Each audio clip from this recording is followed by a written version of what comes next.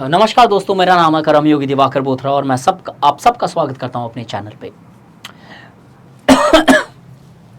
Topic जैसे आपको दिख चुका है, EPW October 2022 is the magazine. There was an article, Does Education Bring Social Mobility? Education often has been considered as one of the important aspects which is crucial in order to largely bring change in your lifestyle as well as life chances.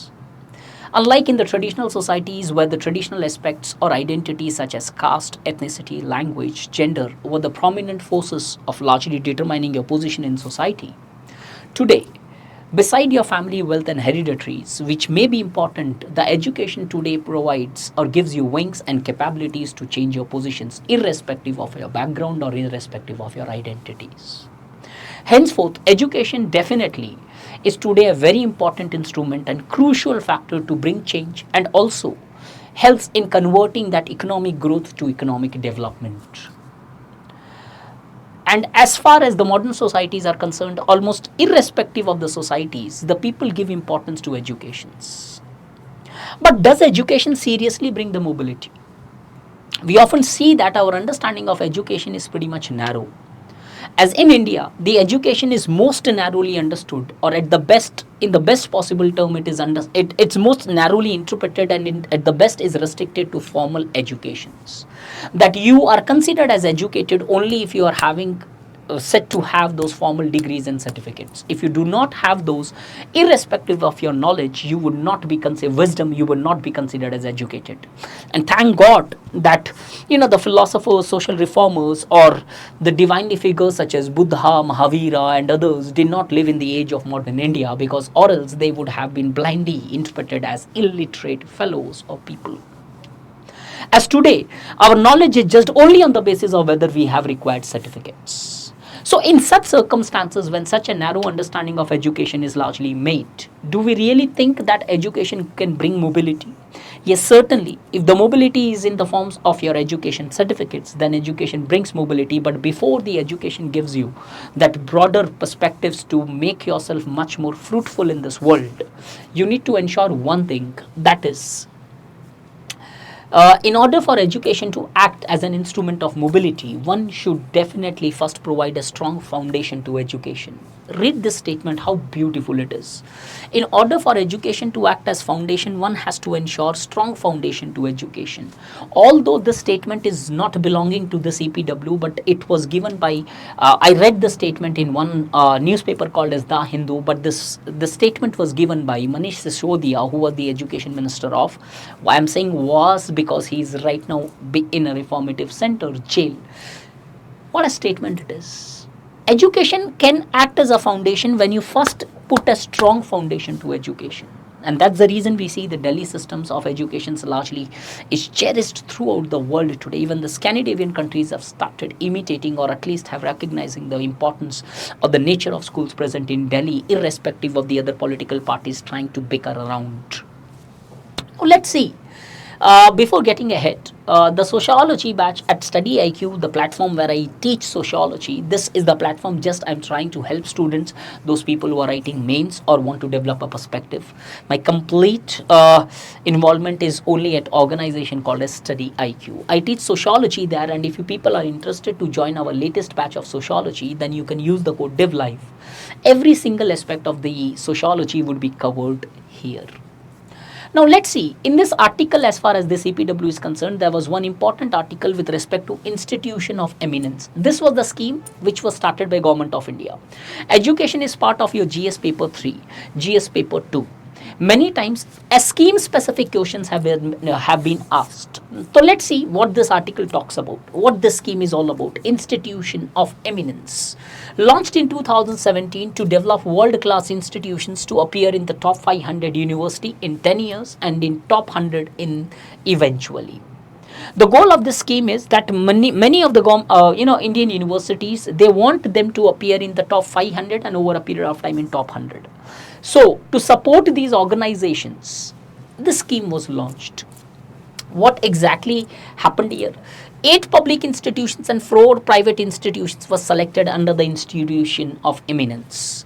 The government of India would give greater autonomy and funding support, 1,000 crore rupees each over 5 years. That you can say roughly 200 crore per annum would be given to these organizations, that is 12 organizations, so that when the autonomy is given, more research work would take place, more development, scientific aspects, creative notions, more number of theses would be present. Right now, when the government strongly controls, you would have to take several permissions for hiring faculties, for changing the syllabi, or by largely involving yourself in different types of conferences outside the country. So government thought, okay, let's give them autonomy, and therefore they started this scheme. 12 organizations were selected and 1,000 crore support is given beside the administrative autonomy which they do carry.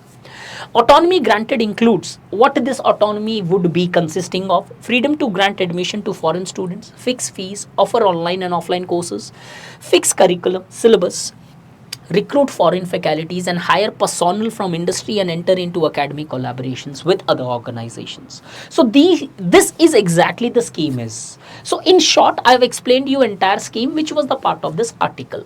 Up now the question comes is, has it worked? Because it's almost more than 5 years since this scheme had started. In fact, it's more than 5 years now, you can say that. What has been the status? Has it actually achieved its aim? Notable omission, the scheme is definitely with a good intentions, but many good universities who carries the potential to come in top 100 in the 5 years itself, such as JNU, has not been given a space here.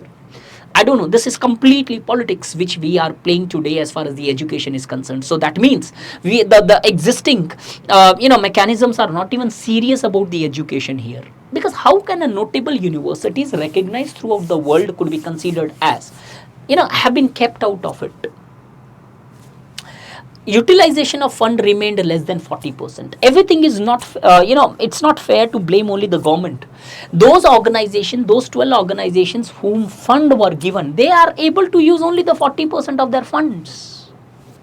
Limited financial autonomy, procurement through government e-marketplace where lowest financial bidder may not be the best in class.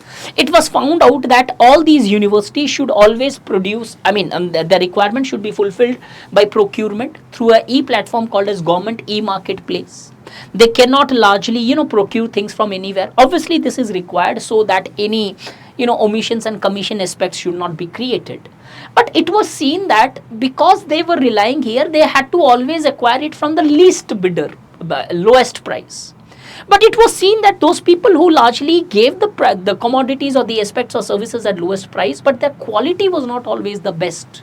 And just imagine, in education also, if we apply the same rules of contract that only the lowest bidder should be given the contract, no doubt certain fairness has to be there. But in education, the quality, if it comes down, there's no point of procuring things as such. Purchase of equipments that has foreign component needs too many clearances. So at the end, this autonomy remains only superficial. Term limitation imposed on the recruitment of foreign faculties. Foreign faculty, you can appoint, that autonomy is given, but the term only for a particular period of time he can or she can be recruited. That again creates a hurdle, as foreign faculties would not join if they do not find stability and consistency with their respective organizations which they are being appointed for. Therefore, these are some of the lacunae as a result of which the envisaged goal of the Institute of Eminence could not be achieved. Not only this, there are certain additions which were made in the article and which I like to share with you. Teachers. National Education Policy 2020 notes that the most important factor in the success of higher education institution is the quality and engagement of its faculty. This quote unquote statement, I've written it because this same thing can come as a question in your paper too. Aage something could be added to this. NEP further opines that the issue of low motivation of faculty and suggests that the student-teacher ratio should be less. Because if more number of students are present, that teacher would not able to give them personal attention, and that personal attention is not given, then that achievements which we are targeting would not definitely take place. However, the policy does not. Although the policy NEP 2020 recognizes the issue, gives importance to teacher, ensures that the ratio should be less, but no concrete steps are mentioned in 2020. अब teacher shortage के ऊपर there was a task force which was found by the government of India, the present day ruling authority. Task force on faculty shortage, it said that the present shortage of 3.8 lakh teachers in the higher education comes to 50%. That means, let's see, there are total somewhere around what? Let's take 4 lakh, 8 lakh positions, and out of that, 50% of the teachers' positions are lying vacant. Can you beat this? Are we trying to become Vishwa Guru by not having a guru? Are we trying to say that? I mean, just imagine the level of shortage present at higher education, and if I take the entire education where this shortage would reach, we cannot even imagine. And that's the reason we see, since we do not have those right teachers with the right spines, we often see the deviance has become a day-to-day phenomena. This is a shocking aspect. A government of India task force says this. Coming further, just the concluding part. All institution of eminence have potential to be top ranking, it's a typing mistake, ranking universities if a single policy parameter of teacher shortage is addressed. All the 12 institutions which has been highlighted, not only those 12, in fact, all the higher education institution in my dear or my, my beloved country of India largely carries the capacity to become the best of the universities in the world, provided the right teachers are available, because ultimately it is the teachers who determines the quality of education, because syllabus is present in the notes, but how rightly to interpret those syllabus are said or taught to you by your teachers. So if this is the way you're liking, I request you to join my sociology batch at Study IQ. Rest is your choice. This is something which I would like to give you an information. Those interested candidate can join, or rest can enjoy this content here at free of cost. Thank you.